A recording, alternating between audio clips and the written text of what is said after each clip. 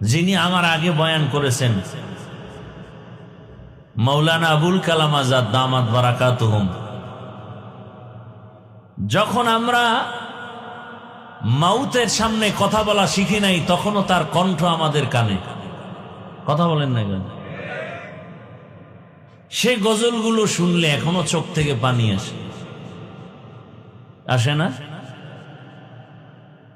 মাঝে মাঝে শুনি বয়ান করতেছেন, বহুদিন তার কণ্ঠের বয়ান শুনি না, বসে বসে শুনলাম, আর আমার অন্তর চলে গেছে তার কণ্ঠের সে গজলের দিকে। কত যত্নের পাখি তুমি,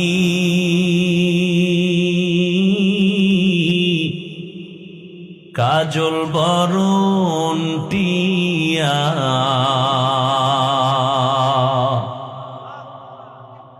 সময় হলে যাইবা চলে, এই দুনিয়ার সব থুইয়া।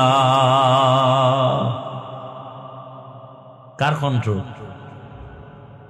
এই এতক্ষণ বয়ান করে গেছেন, চিনছেন তাকে? এই গজলগুলো আপনি শুনেন রাতের বেলা, চোখের পানি ধরে রাখা যাবে? আইসো একা যাইবা একা,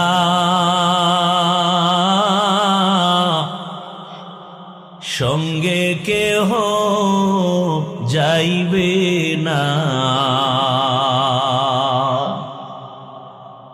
দিন দুই চারি কেন্দে সবে, কেউ তো খবর নিবে না।